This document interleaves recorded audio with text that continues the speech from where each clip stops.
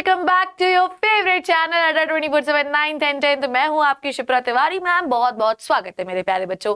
कैसे आप सब लोग? उम्मीद कर रही हूँ बहुत ही शानदार और जबरदस्त होंगे। सो आज की कहानी जो मुझे सुनानी आप सुनेंगे अपनी और सिर्फ अपनी शिप्रा मैम की जबानी बेटा। और आज हम शुरू करने वाले हैं मेंडल का कॉन्ट्रीब्यूशन। पर मेंडल का कॉन्ट्रीब्यूशन पढ़ने से पहले मेरे प्यारे राजा बेटा, आपको ये समझना जरूरी है कि जब हम monohybrid, dihybrid, law of dominance, law of independent assortment, law of segregation, जब इनके बारे में हम लोग पढ़ेंगे तो बेसिकली हमको क्या क्या रूल्स फॉलो करने हैं या कौन कौन से टर्म्स जिससे आप टकराएंगे और चूर चूर हो जाएंगे, तो चूर चूर नान आपका ना बने, इसलिए मैं सोच रही हूँ कि आज के लेक्चर में हम सिर्फ और सिर्फ टर्मिनोलॉजी डिस्कस करेंगे इस चैप्टर की कि किन किन शब्दों से आपका जो है सामना होगा। उसके बाद कुछ नहीं होंगे, मेंडल के कॉन्ट्रीब्यूशन बता दूंगी, उसके बाद मेंडल का मोनोहाइब्रिड क्रॉस, डाईहाइब्रिड क्रॉस, फिर मेंडल के रूल और sex determination and the chapter will close.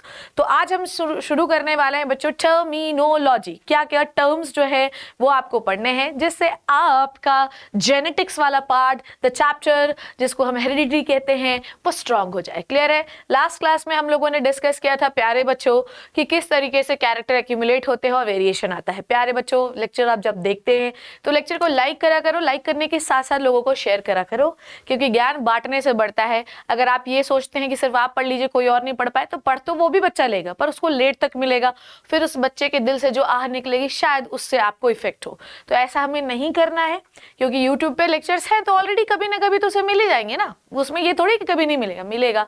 पर अगर आप शेयर करेंगे तो उसकी दुआएं आपको मिलेंगी और ये आपके एग्जाम में आपको और ऊपर पहुंचाएंगी। तो प्यारे बच्चों, आज हम लोग शुरू करने वाले हैं। मेंडल ये हैं जो पी पर रिसर्च कर रहे थे।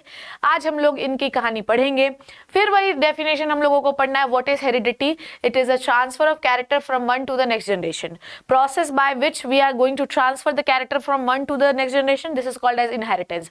And what is the variation? It is the difference between the two individual of the same parent. ठीक है, मैंने आपको कल भी बताया था कि मेरे मम्मी पापा के 4 बच्चे पर चारों अलग दिखते हैं, तो चारों में जो अलग अलग दिखना है, this is called as variation, जो मेरे माता पिता से मुझे मिला। ठीक है, उसके बाद we are going to talk about, मेरे प्यारे बच्चों, शुरू करते हैं रूल्स के बारे में, रेगुलेशंस के बारे में। क्या कहानी है? आओ आओ मेरे लाल। ठीक है, इसके लिए मैम को चाहिए है क्या? इसके लिए मैम को चाहिए है ये। ठीक है, चलो भैया, मैम बना रही है अब आपके लिए एक डायग्राम। देखो, ये है आपकी एक सेल। ठीक है, ये क्या है? आपकी एक सेल है। ठीक है, सेल के अंदर क्या होता है प्यारे बच्चों? सेल के अंदर होता है न्यूक्लियस। सेल के अंदर क्या होता है? सेल के अंदर होता है न्यूक्लियस। क्लियर है? अब इस न्यूक्लियस के अंदर पड़े होते हैं रॉड शेप के क्रोमोसोम्स। ठीक है, इस न्यूक्लियस के अंदर कुछ इस तरीके से आपके रॉड शेप के क्रोमोसोम्स पड़े होते हैं। ठीक है, समझो बात को। These are the chromosome. ठीक है, दीज आर द क्रोमोसोम। ठीक है, तो क्रोमोसोम क्या होता है मैम? इसके अंदर क्या होता है? क्रोमोसोम के अंदर बेटा जी कुछ नहीं होता। क्रोमोसोम के अंदर आपका डीएनए होता है जो कि कॉम्पैक्ट फॉर्म में पड़ा हुआ होता है। समझ गए? सेल के अंदर न्यूक्लियस, न्यूक्लियस के अंदर chromosome. How many chromosome we have in the human body? 46। ठीक है, हमारे पास 46 क्रोमोसोम होते हैं हर एक सेल में। ठीक है, या इसी को हम कह देते हैं 23 पेयर। क्या कह देते हैं? 23 पेयर, जिसमें 44 क्रोमोसोम जो होते हैं और 2 क्रोमोसोम जो है, 44 को हम कहते हैं भाई नॉर्मल क्रोमोसोम, या इन्हीं को हम कहते हैं ऑटोसोम्स। ठीक है, और जो 2 क्रोमोसोम होते हैं इनको हम कहते हैं सेक्स क्रोमोसोम। ठीक है, एक्स और वाई, जो 2 क्रोमोसोम हैं इनको हम कहते हैं प्यारे बच्चों sex chromosome. Sex chromosome. Clear है? डन। क्रोमोसोम, अगर लड़का है तो उसके अंदर सेक्स क्रोमोसोम कौन सा होगा बच्चों? बताओ, अगर लड़का है तो सेक्स क्रोमोसोम कौन सा होगा? अगर बॉय है तो सेक्स क्रोमोसोम होगा XY, और अगर लड़की है तो सेक्स क्रोमोसोम होगा XX। क्लियर है?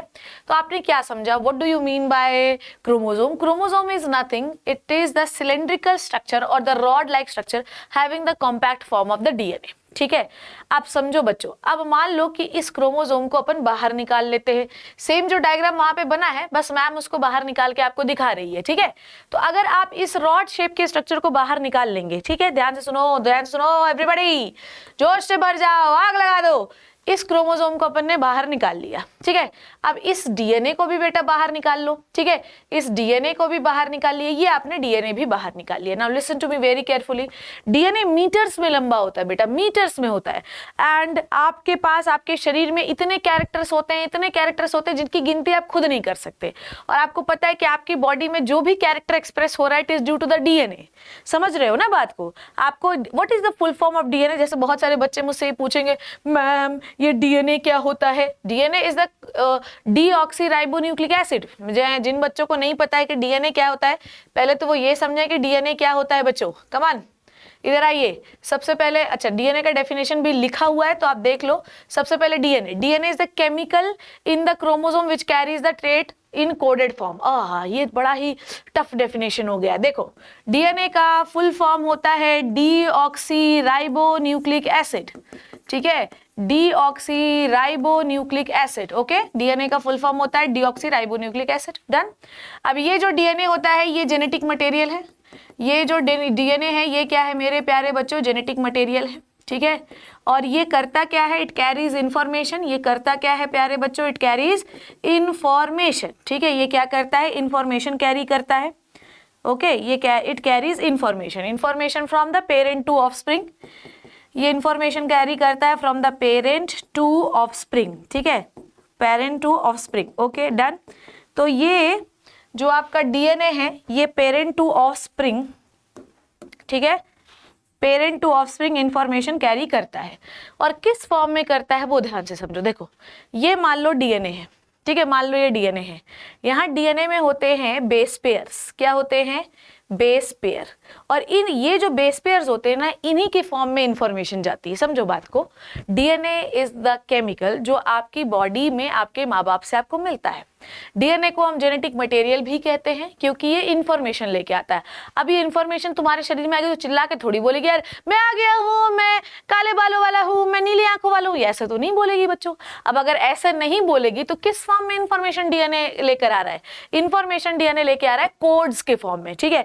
जैसे कि आप लोग सोचते हैं ना किसी मशीन को खोलना है तो हमें कोड्स बनाने पड़ेंगे, वो कोड्स कोई नहीं जानता है।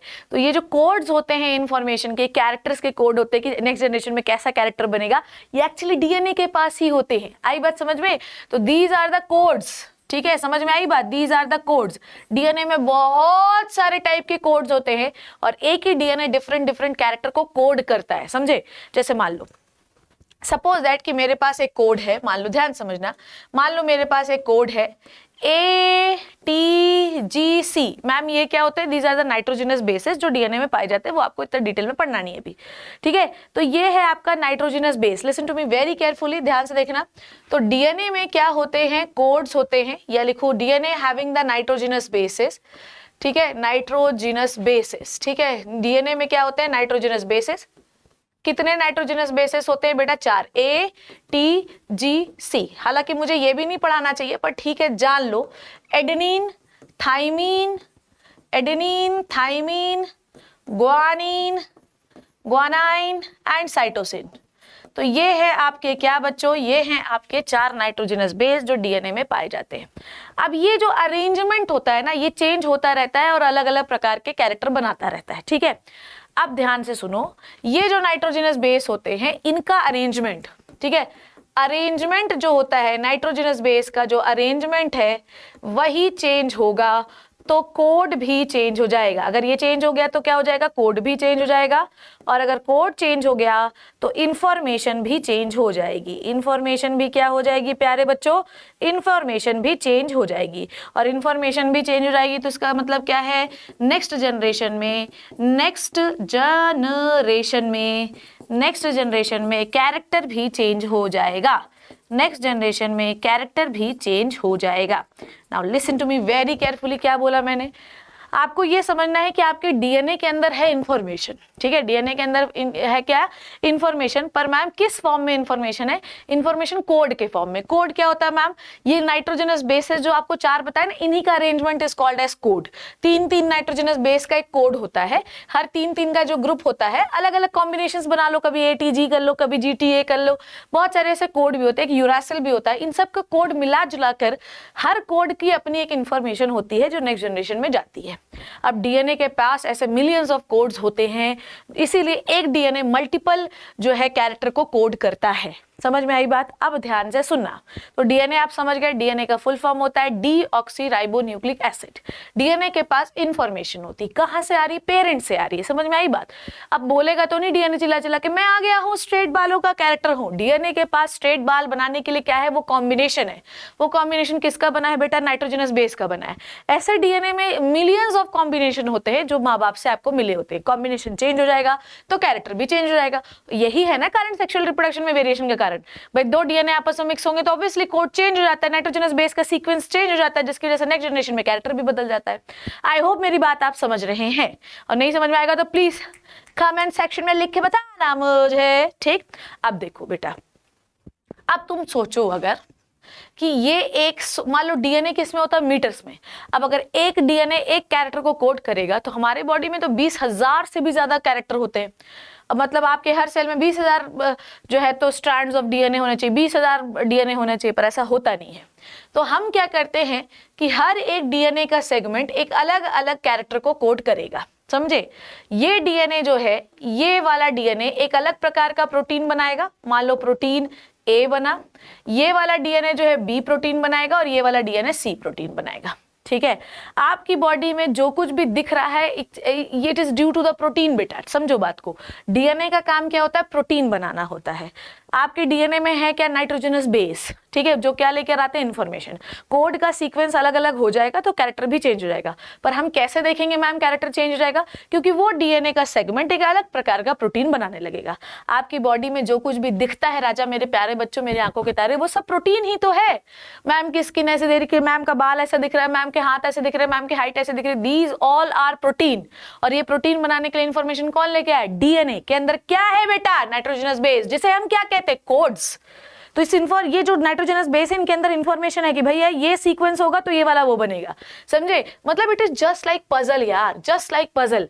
कि अगर आप मतलब अगर ऐसा है, जैसे मान लो आप लोगों ने वो सॉल्व किया है, सुडोको वगैरह सॉल्व किया है, या जो पेपर न्यूज़पेपर में पजल आते हैं, तो वो बोलता है कि भाई आप 4 लेटर लिखिए जो कि एच से शुरू होते हों, ऐसा मैचिंग करने के लिए आता है।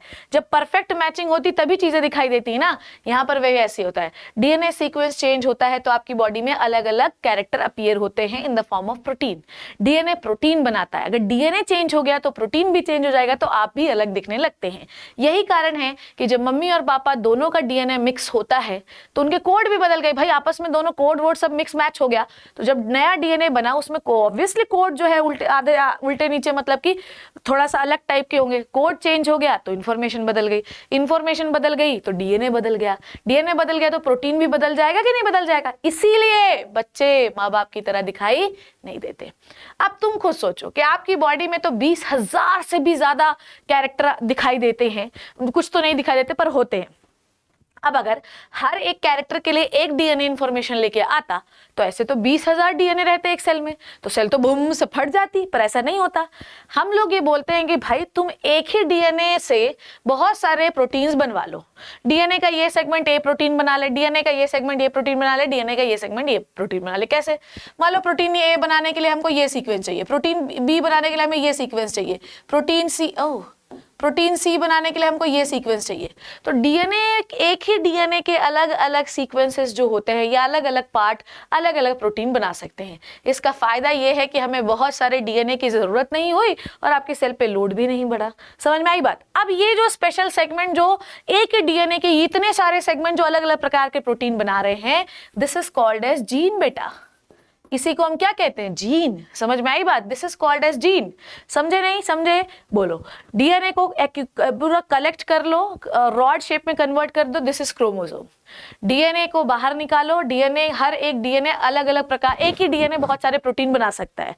प्रोटीन बनाने के लिए वो जो स्पेशल सेगमेंट स्पेशल प्रोटीन बना रहा है, उस सेगमेंट को हम जीन कहते हैं। The special segment of DNA is called as gene. What is chromosome? This is the compact form of DNA. Sidhi simple definition. Compact form of DNA. Compact form of DNA. DNA के compact form को राजा बेटा मेरे प्यारे बच्चों क्या कहते हैं? Chromosome. इसके अंदर क्या है? डीएनए। डीएनए क्या है? Deoxyribonucleic acid. क्या होती है इसके पास? इंफॉर्मेशन। कहां से आती है? माँ बाप से आती है।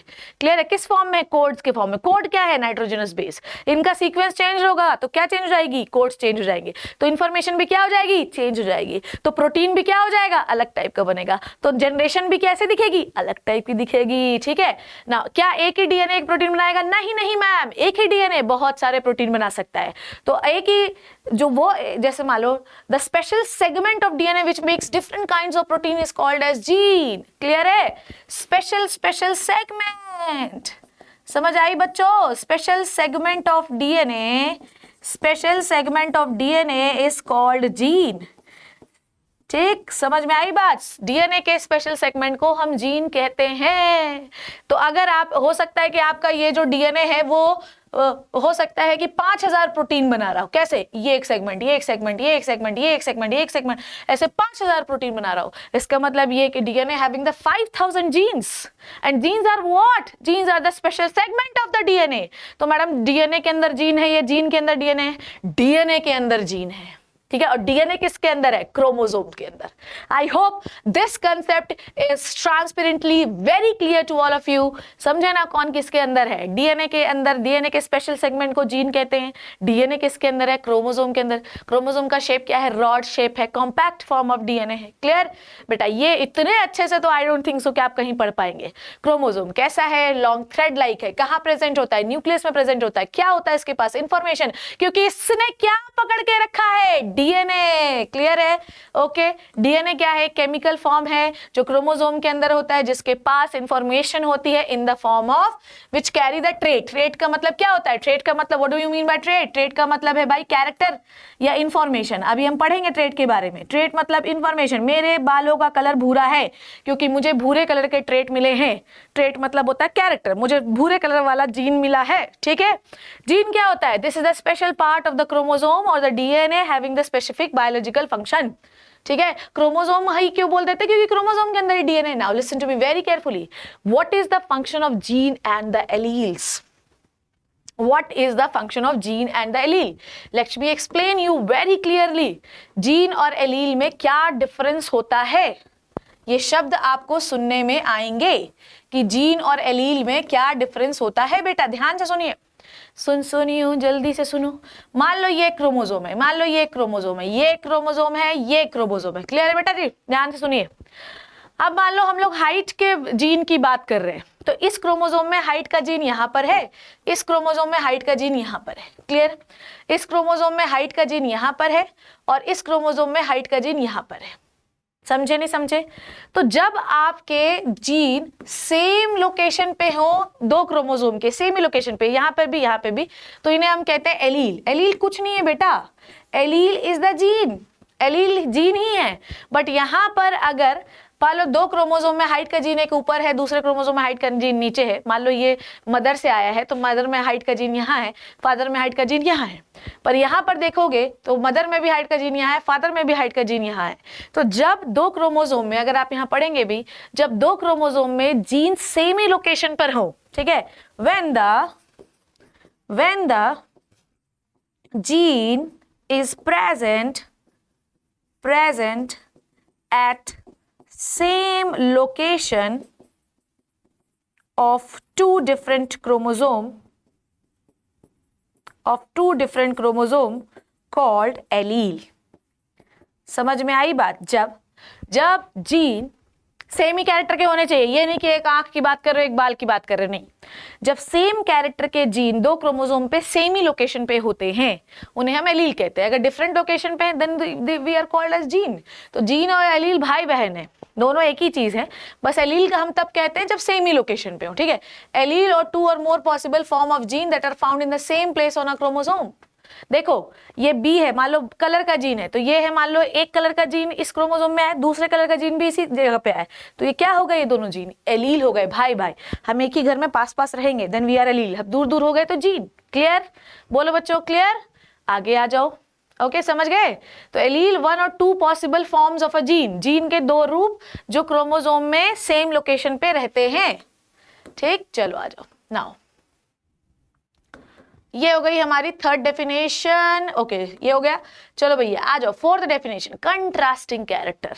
बड़ा छोटा, गोरा काला, लंबा छोटा, है ना, और क्या हो सकता है, पीला हरा, लाल काला, ठीक है। जब कंट्रास्टिंग कैरेक्टर, कंट्रास्टिंग कैरेक्टर जब आप दो किसी भी एक कैरेक्टर के दो अल्टरनेटिव फॉर्म्स ले रहे हैं, then these are called as contrasting character.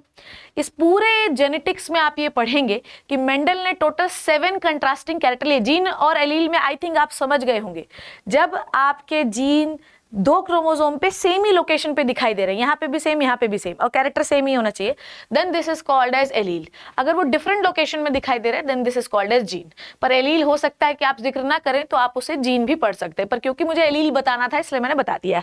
Allele कुछ नहीं है, सेम ही लोकेशन पे पाए जाने वाले gene on to the chromosomes, ठीक है। ओके, नाउ कंट्रास्टिंग कैरेक्टर की बात कर रही थी मैं, तो कैरेक्टर जिसके 2 अल्टरनेटिव फॉर्म्स होते हैं, ठीक है। जैसे कि मेंडल ने टोटल कितने कंट्रास्टिंग कैरेक्टर लिए हैं, 7, ठीक है। Mendel taken the 7 contrasting character. Mendel के कॉन्ट्रीब्यूशंस में हम लोग पढ़ेंगे नेक्स्ट क्लास में कि मेंडल ने क्या क्या लिया है। तो मेंडल ने अपना एक्सपेरिमेंटल जो मटेरियल लिया है वो है मटर। मटर डाल देते हैं, तो मटर लिया है, और मटर के उन्होंने 7 कंट्रास्टिंग कैरेक्टर लिए हैं, ठीक है। कंट्रास्टिंग क्या होता है कि जो भी आप ले रहे हो उसका एक ऑल्टरनेटिव फॉर्म होना चाहिए, उसका एक सेकेंड फॉर्म होना चाहिए, ठीक है। समझो बात को। तो देखो ध्यान से कि जो आप ले रहे हो कंट्रास्टिंग कैरेक्टर, उसमें उन्होंने क्या लिया, जैसे कि सीड का शेप लिया है, तो पहला लिया है राउंड। तो राउंड का कंट्रास्टिंग क्या, उल्टा होना चाहिए, और उल्टा होना चाहिए। जैसे कि मेरी बहन है, जैसे हम लोग नेचर की बात करते हैं, मेरी एक बहन है, हम दोनों के बिल्कुल ऑल्टरनेटिव फॉर्म है यार। जैसे मैं एकदम झगड़ालू प्रवृत्ति की हूँ, चंडाल पापी हूँ, वैसे वो एकदम काम डाउन शांत रहती है। तो हम लोग क्या हो गए नेचर में, कंट्रास्टिंग। यहाँ पर भी ऐसा है, राउंड का कंट्रास्टिंग क्या होगा, रिंकल्ड, ठीक है। फिर उसके बाद व्हाइट का कंट्रास्टिंग तो छोड़ो, जैसे पॉड है, मटर का छिलका जो है, एक फूला हुआ तो एक क्या होगा, सिकुड़ा हुआ। तो जब आप किसी कैरेक्टर के 2 ऑपोजिट रूप ले लेते हैं, कैरेक्टर क्या होता है, वो लक्षण जो किसी इंसान, किसी पौधे, किसी जानवर के द्वारा दिखाई दे रहे हैं, उसके 2 ऑपोजिट फॉर्म को हम क्या कहते हैं, उसके 2 ऑपोजिट फॉर्म को हम उसका कंट्रास्टिंग कैरेक्टर कहते हैं। जैसे कुत्ता, कुत्ते का कलर कैसा है, सफेद और काला, तो हो गया कंट्रास्टिंग कैरेक्टर। क्लियर है। A pair of visible characters such as tall, dwarf, white, violet, round, wrinkled, ठीक है, ये सब कंट्रास्टिंग कैरेक्टर कहलाते हैं। तो यहाँ पे मैं डेफिनेशन लिखना चाहूंगी, नहीं तो मेरे प्यारे बच्चे बोलने लगे मैम डेफिनेशन नहीं मिली है। चलो आओ देखो कंट्रास्टिंग कैरेक्टर। देखो, 2 opposite forms, 2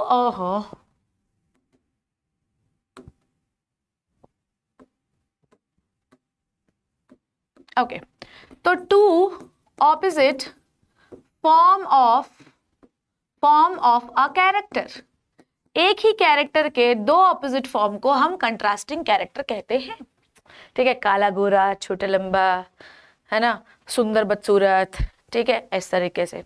okay, trait. Now listen to me very carefully, what is the difference between character and the trait. ध्यान से सुनो बच्चों, कैरेक्टर और एक ट्रेट के बीच में क्या डिफरेंस होता है, ये आप मेंडल के रूल्स में बड़ा सीखोगे, बड़ा। कैरेक्टर, पहली बात तो शोन बाय ऑल, ठीक। कैरेक्टर शोन बाय ऑल, ठीक है। ध्यान से देखो कैसे, जैसे कि हाइट एक कैरेक्टर है, ठीक है, जैसे कि कलर एक कैरेक्टर है, जैसे कि शेप एक कैरेक्टर है। क्लियर है। तो कैरेक्टर शोन बाय ऑल, समझ में आई बात। बट इफ एनी स्पेसिफिक क्या लिखेंगे, quality, if any specific quality linked with character,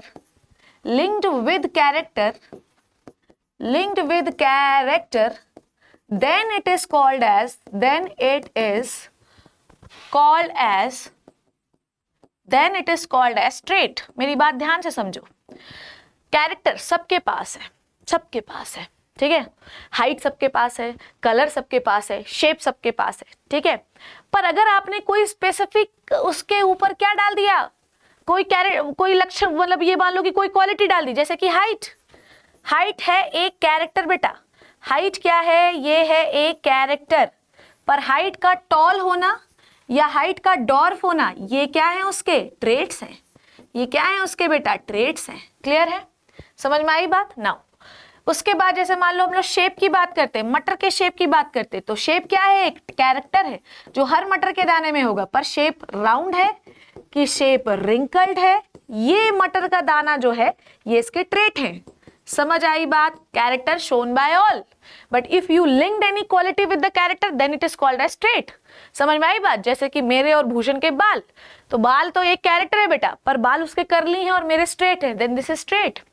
Bhushan का कलर जो है काला भसट है, तो उसका मतलब कलर तो दोनों के पास है, पर ये क्या हो गया है बेटा? ये ट्रेट हो गया है, समझे ना? उसके बाद मोटा पतला, तो भाई हेल्थ सबका एक कैरेक्टर है, पर मोटा पतला क्या हो गया है? ट्रेट। समझ में आई बात? So when you linked any quality with character then it is not called as character, this is called as trait. I hope this is clear to you guys. Clear है? कैरेक्टर सबके द्वारा show किया जाता है and everybody has same character. सबके पास skin का colour है, सबके पास हाइट है, सबके पास हेल्थ है, हर मटर के दाने हैं, हर मटर के दाने का शेप है, पर क्या हर शेप एक जैसा है? नो। तो दाने का शेप के भी दो ट्रेट्स हैं, एक राउंड और एक रिंकल्ड। कलर के तो पता तुम्हें कितने ट्रेट्स होते हैं कलर के? 14 कलर होते हैं स्किन के। सोच लो अब तुम, समझ गए? 14 कलर ऑफ ट्रेट्स, कलर के, स्किन कलर के 14 ट्रेट्स होते हैं। समझ में आई बात? तो चलो एक बार पूछती हूं मैं, क्या होता है बताओ? मन में सोचो क्या हो रहा है। मान लो कि हम बात कर रहे हैं हाइट की, तो हाइट क्या है? कैरेक्टर।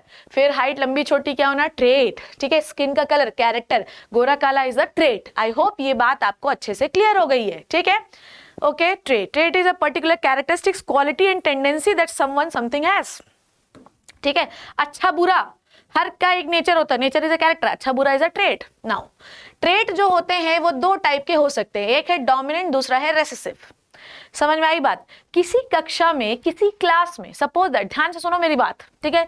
किसी क्लास में मान लो शिप्रा मैम पहुंच गई, ल उसके बाद तो बच्चे वहां बोल ही नहीं सकते, क्योंकि वहां पर भाई देखो हर के पास क्वालिटी है, नेचर है सबका। बच्चे का भी नेचर है, मैम का भी नेचर है, पर मैम का नेचर कैसा है? जो हमेशा एक्सप्रेस होता है बच्चों के सामने, और बच्चों को बोलता है तुम शांत रहो, तुम्हारी ऐसी की तैसी। तो यहाँ पर बच्चे बेचारे क्या हो गए हैं? यहाँ बच्चे अपने आप को एक्सप्रेस नहीं कर रहे हैं। मैम का जो नेचर वाला ट्रेट है, ट्रेट कैसा है मैम का नेचर वाला? गुस्सैल। तो मैम, नेचर तो दोनों के पास है, बच्चे और जो है मैम के पास, दोनों के पास, पर मैम का जो नेचर वाला ट्रेट कैसा है? नेचर के साथ ट्रेट उनका गुस्सैल, बच्चे का कैसा है? शांत। तो शांत वाला बच्चा कभी नहीं उठेगा, जबकि मैम जो बोलेगी शांत रहो तुम लोग। बिल्कुल ऐसे जैसे मैंने दो बच्चे बनाए हैं, देखो सबके पास दोनों का नेचर है ना, नेचर इज अ कैरेक्टर। ध्यान से सुनो, यहां पर दोनों का नेचर है। ठीक है, ये है पिंकू और ये है चिंकू। अब चिंकू ऑलवेज मरा कुचला रहता है पिंकू से। पिंकू का भी नेचर है, चिंकू का भी नेचर है। पिंकू का नेचर कैसा है? दादागिरी वाला। ठीक है, दादागिरी, गिरी सही लिखा ना। और इसका कैसा है? शोषण करवाने वाला, शोषण करवाने वाला। अब सुनो ध्यान से, अगर ये दादागिरी करता है और हमेशा चिंकू को परेशान करता है, तो इसके पास जो ट्रेट है वो हमेशा एक्सप्रेस करता है, तो ऐसे ट्रेट को हम कहते हैं डोमिनेंट ट्रेट। ये कैसा ट्रेट हो गया? Dominant trait. तो वो कैरेक्टर के वो दो रूप जिसमें एक ट्रेट हमेशा अपने आप को एक्सप्रेस करता है, दूसरा बेचारा जो है दुखियारी आत्मा नहीं बोल पाता, तो उसे हम क्या कहते हैं? उसे हम कहते हैं प्यारे बच्चों रेसेसिव ट्रेट। क्लियर है? अब आ जाओ डोमिनेंट और रेसेसिव के बारे में थोड़ी सी आपको कहानी समझाती हूँ।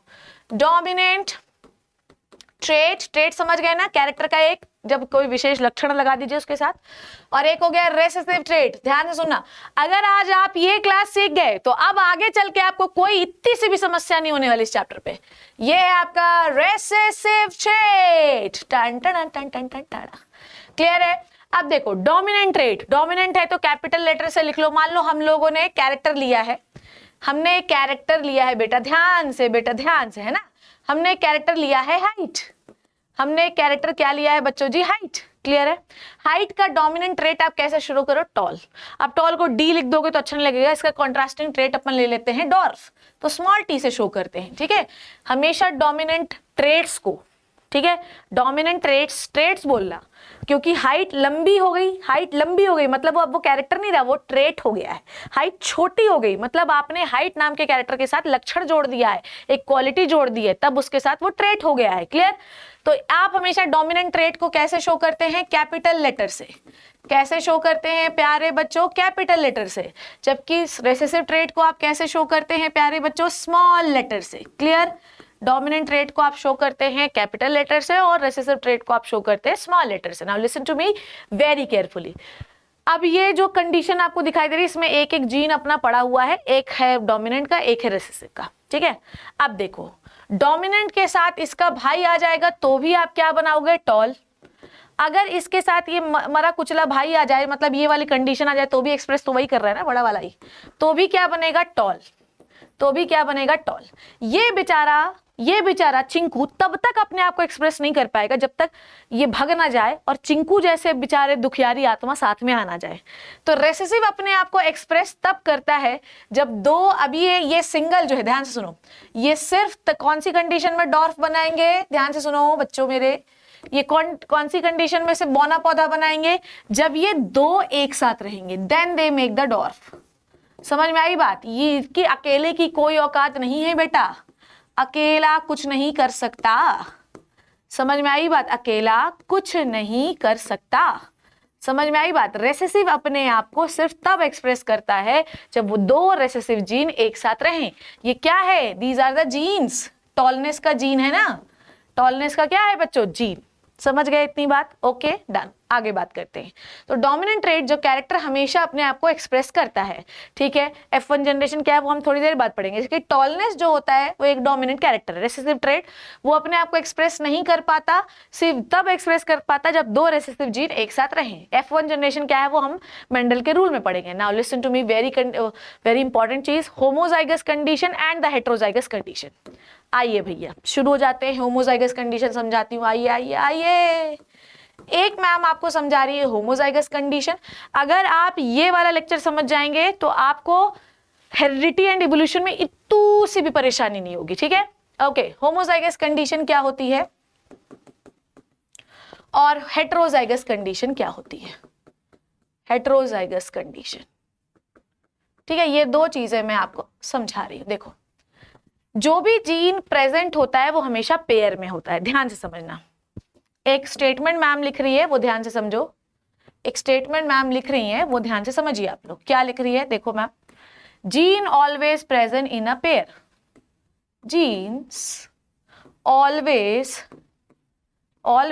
Present in a pair, gene always present in a pair. ऐसा क्यों बोला? जीन हमेशा पेयर में होता है। भूषण ऐसे चला दो। अब जैसे मान लो ये मैंने एक जीन बनाया, ठीक है, तो ये जीन कहां से आएगा भाई, फादर से। ये जीन कहां से आ रहा है बेटा जी, फादर से। और ये जीन कहां से आ रहा है, मदर से। तो आपके पास ये टॉल जीन है, डोमिनेंट दिख रहा है आपको। अब ये दोनों जो नेक्स्ट जनरेशन में जाएंगे तो ये ऐसा कॉम्बिनेशन रहेगा, ठीक है। तो आपका जो बेबी बनेगा, जिसको बेस पसंद है, उसका जो बच्चे का बनेगा वो टॉल ही बनेगा कि नहीं बनेगा। समझ गए? समझे कि नहीं समझे? हमेशा आपका जीन पेयर में ही रहेगा। किसी भी चीज का जीन बेटा, हाइट का जीन, आंखों के कलर का जीन, बालों के कलर का जीन, मटर के शेप, मटर का कलर, मटर के छिलके का शेप, मटर के हाइट, मटर का फूलों का कलर, ये सब पेयर में होता है। कैसे? दो पेरेंट से जीन आ रहे होते हैं ना, तो एक पेरेंट का जीन आ रहा है हाइट का, दूसरे भी पेरेंट का जीन आ रहा है, तब दोनों मिक्स होते हैं। और दो हमेशा क्रोमोजोम भी पेयर में जाता है और जीन भी पेयर में जाता है। तुम खुद सोचो यार, 23 क्रोमोजोम अगर मम्मी से मिल रहे हैं, 23 क्रोमोजोम पापा से मिल रहे हैं, तो आपकी बॉडी में 46 आए कि नहीं आए? अब 23 क्रोमोजोम में भी जीन रहा होगा हाइट का, पापा के भी 23 क्रोमोजोम में भी हाइट का जीन रहा होगा, तो आपके पास दो हाइट के जीन आए कि नहीं आए, ठीक है। अब देखो होमोजाइगस कंडीशन, ध्यान से सुनो। If the gene pair is same, अगर जीन पेयर सेम है तो इसे हम होमोजाइगस कंडीशन कहते हैं। If the gene pair is different, अगर जीन पेयर क्या है, if the gene pair is different, then this is called as heterozygous condition. Different, okay. Hetero का मतलब क्या होता है, अलग। होमो का मतलब क्या होता है, सेम। तो अगर ये कंडीशन है तो बोलो बच्चों क्या होगा, होमो। ये कंडीशन है तो क्या होगा, होमो। मतलब जरूरी नहीं कि डोमिनेंट जीन ही साथ में हो, रेसेसिव भी साथ में होंगे तो भी सेम होने चाहिए, then this is called as homozygous condition. ये क्या कंडीशन है बेटा, होमोजाइगस कंडीशन। ये कंडीशन क्या है, होमोजाइगस कंडीशन। फिर उसके बाद ये कंडीशन क्या है, ये भी कंडीशन होमोजाइगस है। ये कंडीशन क्या हो गई आपकी, ये भी ये होमोजाइगस नहीं है, ठीक है। तो जब आपके जीन क्या, if the gene pair is same, एकदम सेम हो, then this is called as homozygous. Heterozygous condition क्या हो गई है प्यारे बच्चों, बोलो। हेट्रोजाइगस कंडीशन ये हो गई हेट्रोजाइगस कंडीशन, ये हो गई हेट्रोजाइगस कंडीशन, ये हो गई heterozygous condition if the gene pair is different. समझे नहीं समझे? Okay, gene pair is different. Okay, अगर आप किसी कैरेक्टर की बात कर रहे हैं, मान लीजिए हम हाइट कैरेक्टर की बात कर रहे हैं, उसमें मम्मी से भी हमको डोमिनेंट जीन मिला, पापा से भी डोमिनेंट जीन मिला, तो हमारे में कंडीशन कैसी हो गई, होमोजाइगस। पर अगर पापा से हमको डोमिनेंट जीन मिला, मम्मा से हमको रेसेसिव जीन मिला, तब हमारी कंडीशन हाइट के लिए कैसी हो गई, रेसेसिव मतलब हेट्रोजाइगस। रेसेसिव तो नहीं हुई, heterozygous. I hope this is clear to you guys. Homozygous is a condition when the both of the gene same type are present. For example, an organism has both the gene of the tallness capital T, ठीक है। तो ये condition क्या है, homozygous, और ये condition कैसी है, हेट्रोजाइगस। क्लियर? हेट्रोजाइगस कंडीशन कौन सी होती है, जब दोनों जो जीन होंगे वो अलग अलग टाइप के होंगे। जैसे capital T small T, mummy से कैपिटल टी, पापा से आ गया स्मॉल टी, तो आप कैसे हो गए, हेट्रोजाइगस हो गए हाइट के लिए। ठीक है, चलो भैया अब देखो यार, ध्यान से सुनो मेरी बात। चलो आ जाओ, इसके लिए भी एक डायग्राम हो जाए यार। मैं गई सैर पे, मैंने देखा ये एक पौधा, और ये मुझे बड़ी बड़ी पत्तियों वाला अच्छा लंबा पौधा दिख रहा था। ठीक है, बोलो। मैं गई सैर पे और मुझे ये अच्छा खासा लंबा पौधा दिख रहा था। कोई टेंशन नहीं है, तो मुझे दिख रहा है ना, ठीक है। और यहां से मैं एक सुंदर सी आंख बना देती हूँ। ठीक है, कैसे बनाऊं यार? ओके, तो ये मैंने, मैम ने एक आंख बना दी है, मैम की आंख है। ठीक है, वाह वाह वाह, कितनी सुंदर आंख है। मैंने देखा तो ये जो पौधा था, इसकी हाइट मुझे कैसे दिख रही थी, टॉल। ठीक है, तो जब जो चीज आपको दिखती है, शिप्रा मैम आपको कैसे दिख रही है, ऐसी। ठीक है, ये कैसा दिख रहा है आपको, सुंदर। ये कैसा दिख रहा है, अच्छा नहीं दिख रहा है। ये दिख कैसा रहा है, ये बोर्ड कैसे दिख रहा है, बढ़िया। ये राइटिंग कैसे दिख रही है, बहुत गंदी। ये स्लाइड कैसे दिख रही है, बहुत ही प्रिटी। तो जो आपको दिखता है उसे हम कहते हैं फिनोटिपिक कैरेक्टर। ठीक है, फिनोटिपिक कैरेक्टर। देखो स्लाइड्स में बना के लाई हूं, स्टिल मैंने तुम्हें सारी चीजें अपने हाथों से लिख कर बताई हैं। प्लीज भगवान के लिए इन टर्म्स को, इसके नोट्स आपको अड्डा की ऐप पे मिल जाएंगे, प्लीज देखना जरूर, because it is very important. ठीक है, फिनोटिपिक कैरेक्टर। ठीक है, क्या होता है phenotypic character? Visible by your eyes, visible by our eyes. Clear? बोलो। पर इस प्लांट के अंदर जेनेटिक कॉम्बिनेशन, इस प्लांट के अंदर जेनेटिक कॉम्बिनेशन बेटा जी ये है, capital T small T, capital T capital T. ये तुम्हें दिखा क्या? No no. So genetic combination, ठीक है, जेनेटिक कॉम्बिनेशन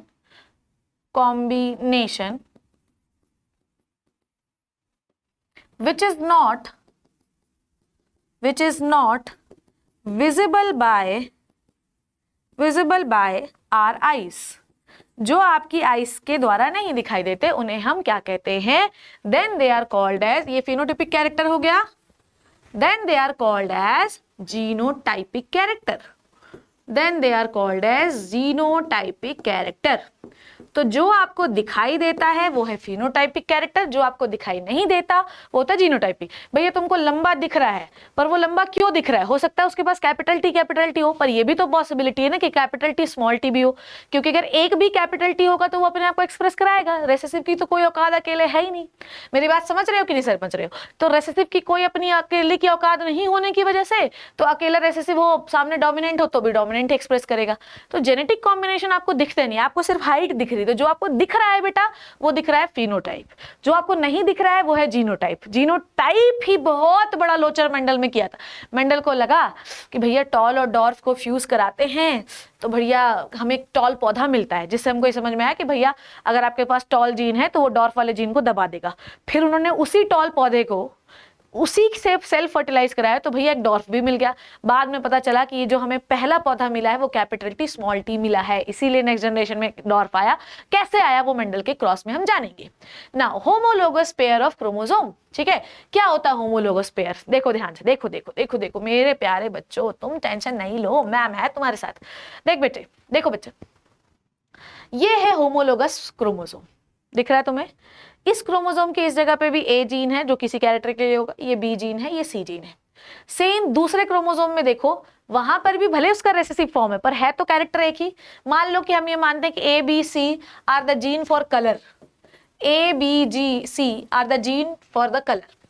तो नेक्स्ट क्रोमोसोम में अगर देखोगे सेम लोकेशन पे कलर का ही जीन है कि नहीं है, बोलो। यहां पर भी देखो, ध्यान से समझो, होमोलोगस क्रोमोसोम क्या होते हैं। होमोलोगस क्रोमोसोम, जैसे मान लो यहाँ पे मैं तुम्हें समझाती हूँ, देखो आ जाओ मेरे लाल, तुम टेंशन नहीं लेना। जब तक मैम है, ये क्रोमोसोम बनाया मैम ने, ये दूसरा क्रोमोसोम बनाया, मतलब दूसरे क्रोमोसोम को अपन अलग कलर से बनाते हैं ना। ये मैम ने बनाया दूसरा क्रोमोसोम, ठीक। देख बेटा, मान लो हाइट का जीन, मान लो शेप का जीन, यहां पर इस क्रोमोसोम पे यहां है। सेम हाइट का जीन स्मॉल टी है और कलर का जीन स्मॉल आर है, पर हैं तो दोनों। ये हाइट का जीन हो गया, ये हाइट का जीन हो गया, और ये कलर का जीन हो गया कि नहीं हो गया, ठीक है। और ये भी हाइट का जीन हो गया, और ये कलर का जीन हो गया कि नहीं हो गया। अब इन दोनों क्रोमोसोम में देखो, दोनों जीन सेम ही लोकेशन पे, जहां पर ये है हाइट और कलर, वहीं पर सेम दूसरे क्रोमोसोम में आए। तो ऐसे क्रोमोसोम्स को हम कहते हैं होमोलोगस क्रोमोसोम। ऐसे क्रोमोसोम को हम क्या कहते हैं, होमोलोगस क्रोमोसोम। होमोजाइगस कंडीशन अलग है बेटा। होमोजाइगस मतलब अगर किसी इंडिविजुअल पे कैपिटल टी कैपिटल, ये होमोजाइगस कंडीशन है। होमोलोगस क्रोमोसोम क्या होता है, जब दो क्रोमोसोम में जीन की पोजीशन सेम टू सेम हो, एक ही जगह पे हो, ठीक है। Okay, now are those in which one member contributed by the father and other member contributed by the mother, both have gene for the same character at the same position. ये mother का chromosome है, ये मान लो ये mummy का chromosome है, ये पप्पा का क्रोमोसोम है। अब यहाँ पर हाइट और कलर का जीन अगर आप देखो तो मम्मी के भी मदर के भी क्या होता है, हाइट का जीन वही है जहां फादर का है, कलर का भी जीन मम्मी का वही है जहां पे फादर का है। तो ये दोनों क्रोमोसोम कैसे हो गए, होमोलोगस। क्लियर है बच्चों, डन डन डन। सो ये आज हम लोगों ने क्या सीखा मेरे प्यारे बच्चों, ठीक है, बोलो जल्दी से।